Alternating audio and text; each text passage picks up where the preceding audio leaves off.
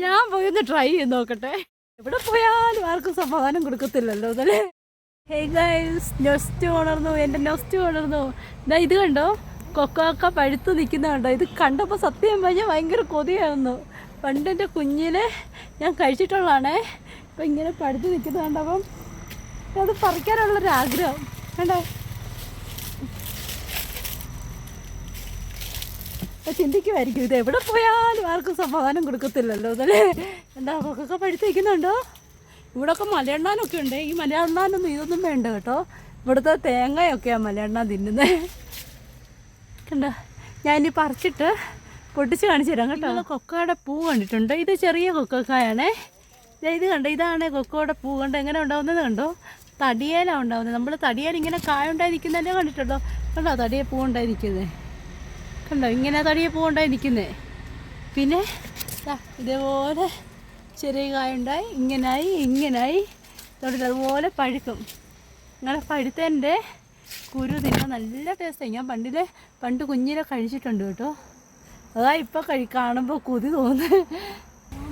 അപ്പോൾ ഞാൻ ചേച്ചിയെ വിളിച്ചോണ്ട് വന്നിരിക്കുകയാണ് കേട്ടോ. ഇപ്പം പറിച്ചേരിയിരിക്കും. ഇതാ കണ്ടോ, തോട്ടിയൊക്കെ എടുത്തോട്ട് ചേച്ചി വന്നു. അത് കൊക്കൊക്കെ പറിക്കുന്നത് കാണാം.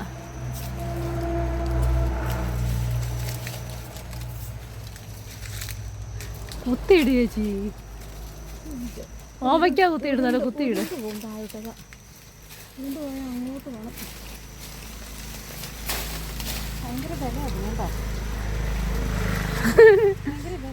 ഈ ചേച്ചിയെ കൊണ്ട് എന്തെങ്കിലും പറിക്കാൻ പറ്റുമെന്ന് തോന്നുന്നില്ല. ഞാൻ പോയി ഒന്ന് ട്രൈ ചെയ്തു. ചേച്ചി പിച്ചാത്തി എടുക്കാൻ പോയി. അപ്പം ഞാൻ കുത്തിയിട്ട് താഴെ ഇത് പൊട്ടി. എന്നാലും കുഴപ്പമില്ല. കണ്ടില്ലേ, ഇങ്ങനെ അത് പറിച്ചിരിക്കുകയാണ്. ഇനിയുണ്ട് കേട്ടോ. അത് പറിക്കാൻ പറ്റത്തില്ലായിരിക്കും. ഇവിടെ കയ്യെത്തുന്നിടത്തൊക്കെ ഉണ്ട്. മേളിൽ ഇവിടെയൊക്കെയോ ഉണ്ട്.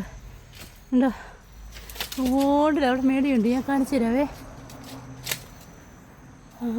അതുകൊണ്ട് അല്ല മഞ്ഞത്ത് നിൽക്കുന്നത്. അതുകൊണ്ട് നിൽക്കുന്നു. ചേച്ചി പോയ വഴിക്ക് പോയത്. നമുക്കിതെന്തായാലും പൊട്ടിച്ച് കഴിക്കാം. എന്തായാലും ഇത് ആരെ വീണ് പൊട്ടിയിട്ടുണ്ട്. പ്രത്യേകിച്ച് ഈ പൊട്ടിക്കാൻ ഞാൻ പൊട്ടിക്കുന്നത് എങ്ങനെയെന്ന് ചോദിച്ചോട്ട് ചേച്ചി വന്നിട്ടുണ്ട്. ഞാൻ പറഞ്ഞു ഞാൻ പൊട്ടിച്ചെന്ന്. ഒരു പുളിപ്പും മധുരവും കൂടെ കേട്ടോ.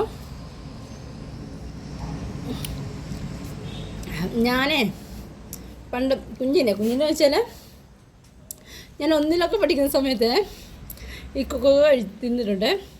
തിന്നുമ്പോൾ ഉണ്ടല്ലോ ഇത് ശരിക്കും ഞാൻ തിന്നിട്ട് ഇതിൻ്റെ കുരു തുപ്പിക്കളയുക ചെയ്യുന്നത്. ഞാൻ എന്തോ ചെയ്യുന്നത് വെച്ചാൽ ഈ കുരു ഉൾപ്പെടെ വിഴുങ്ങും. അന്നേരം പണ്ട് പറയുമായിരുന്നു വയറ്റിയും മരം കളിച്ചു വരുന്നത്. ഇത് ഈ കായിൽ നിന്നാണേ ചോക്ലേറ്റൊക്കെ ഉണ്ടാക്കുന്നത്. ഈ കായ ഉണ്ടാക്കി പൊടിച്ച കൊക്കോ പൗഡർ ഉണ്ടാക്കുന്നത്.